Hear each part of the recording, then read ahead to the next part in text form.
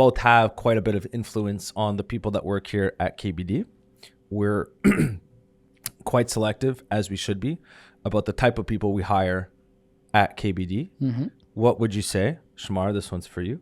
What would you say is the culture, the pulse at KBD, and why do we place such a big emphasis on making sure that we hire the right people? We don't always get it right, but I think we do a pretty good job.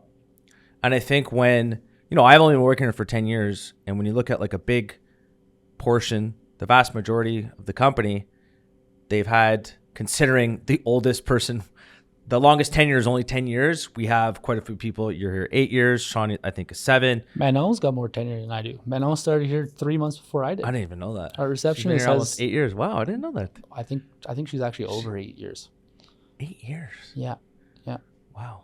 I didn't know that. But to get to your point, what's our culture? Yeah, culture. What is our culture? And it's so cheesy and everyone says the same things. But the fact that we went out and really tried to specifically target the 23 to 30-year-old demographic. Now, we do have people outside that demographic. Yes. 100%. We're definitely more mature than we were 5 years ago. But in our heads was, no, I want to grow this thing with people our age that we get along with. So I think that is our culture, is the fact that we're all so similar and we've kind of lived similar life experiences, grew up in the same neighborhoods, went to the same bars, same schools, played same sports. All that stuff has made us gel, and we're still gelling. And I think our culture now is as strong as it has ever been. People hang out on weekends for fun as coworkers. I don't hear that happen often at different places. It doesn't usually happen. That's why. Yeah, you don't hear about that stuff. I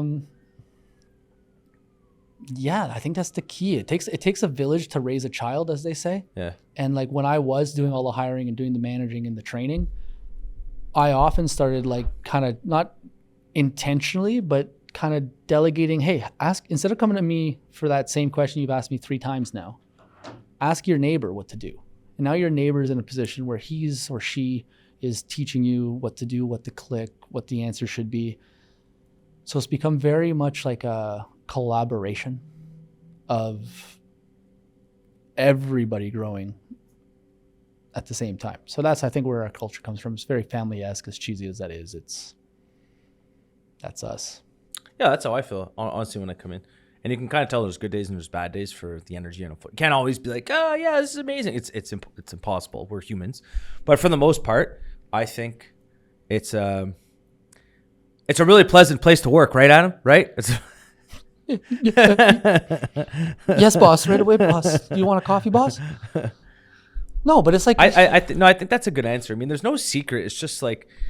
what's the type of culture that we have that works at our office? People that are, they're goal-oriented, people that we did hire people from very similar backgrounds.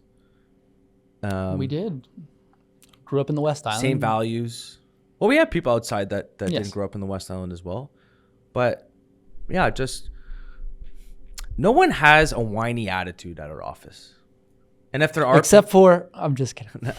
No one whines at our office. I like that. If anything, you're the one who whines the most. Me? If anything, it's you. What do I whine about? The smell of the epoxy. That's not whining. It pissed me off. You say tomato, I say potato. We're speaking the same language here. I guess I do whine a lot. No, you're right. That's whining. Is that whining? It's kind of whining, eh? Well, I went downstairs to fucking say, hey, when is this gonna be over? Dude, you can't. The whole place. Curtis, Jesus, it was disgusting. Curtis, we're beating a dead horse. It's just it was a funny little tidbit there. I do sometimes though have difficulty looking at the glass half full.